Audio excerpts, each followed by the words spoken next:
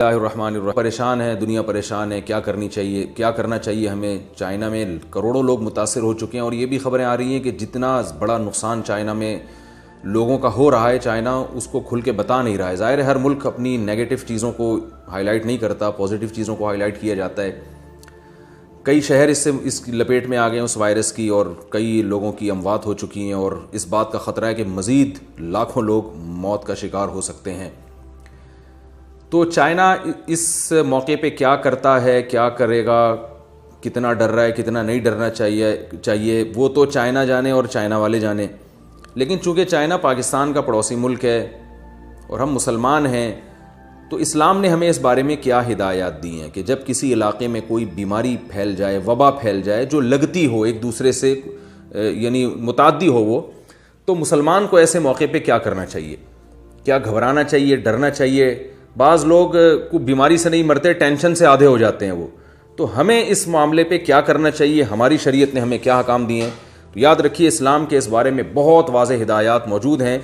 رسول اللہ صلی اللہ علیہ وسلم کے دور میں طاعون کی بیماری پھیلا کرتی تھی جو اسی طرح متعدی تھی، تو آپ صلی اللہ علیہ وسلم نے اس بارے میں ہمیں ہدایات دی ہیں، اور علماء کہتے ہیں اس سے صرف طاعون مراد نہیں ہے، کوئی بھی ایسی بیماری جو ایک دوسرے سے بہت تیزی سے پھیلتی ہو، لگتی ہو، تو اس بارے میں شریعت کے وہی احکام ہیں جو طاعون کے بارے میں۔ سب سے پہلی حدیث حضرت عائشہ رضی اللہ تعالی عنہ کی۔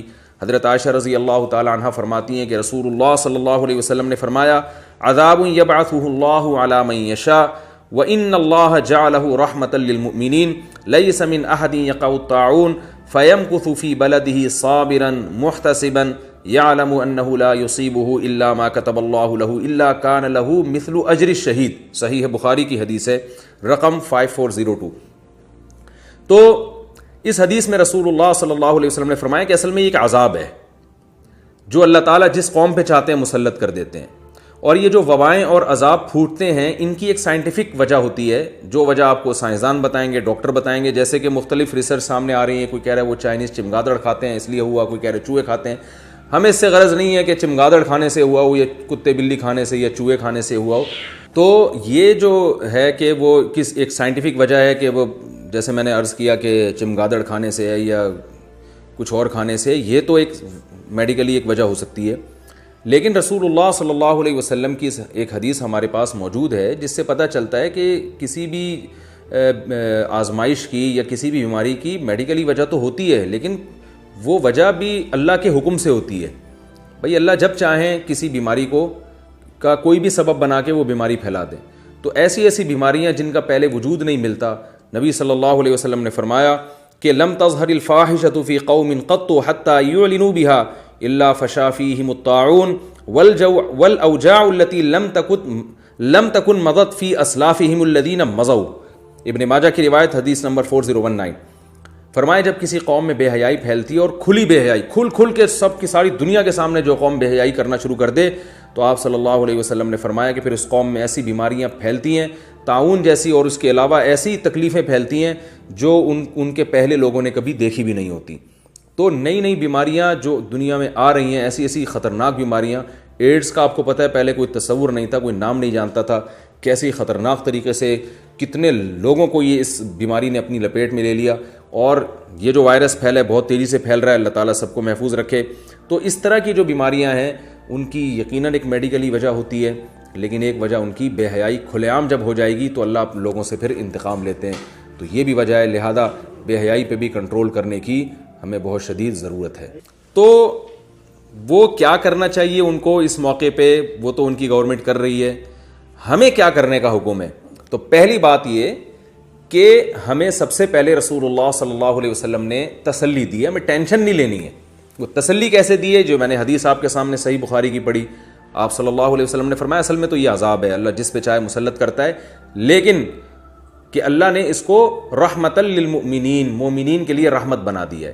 رسول اللہ صلی اللہ علیہ وسلم نے ارشاد فرمایا کہ مسلمان کو جو اللہ پر ایمان رکھتا ہے اس کو ایک کانٹا بھی اگر چبھتا ہے تو اس کے بدلے میں بھی اس کا گناہ معاف ہوتا ہے۔ ایسی کوئی وبا اگر پھیلتی ہے تو یہ وہ لوگ جو صبر کرنے والے ہیں، اللہ کی تقدیر پر راضی رہنے والے ہیں، ان کے لیے پھر یہ عذاب نہیں ہے، بلکہ ان کے لیے اللہ کی رحمت ہے جو ان کے گناہوں کا گناہوں سے معافی کا ذریعہ بنے گی. اور اس میں ملے گا کیا؟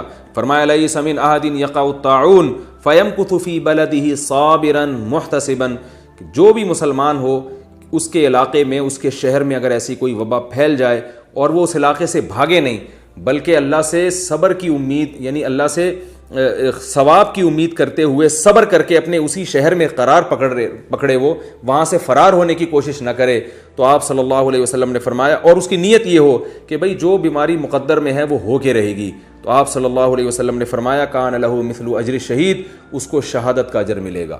اس حدیث کی تشریح میں علماء کی دو رائے ہیں. بعض علماء کا کہنا ہے کہ اگر یہ اس وبا میں مر گیا تو شہید ہو جائے گا، یعنی شہادت کا اجر ملے گا.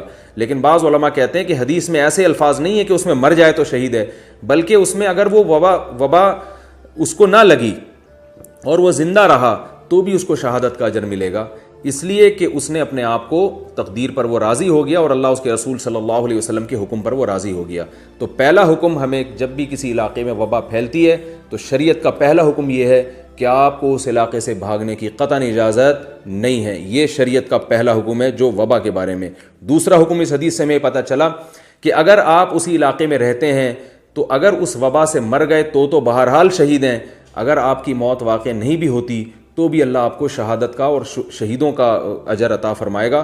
تو یہ بہت بڑی نعمت ہے.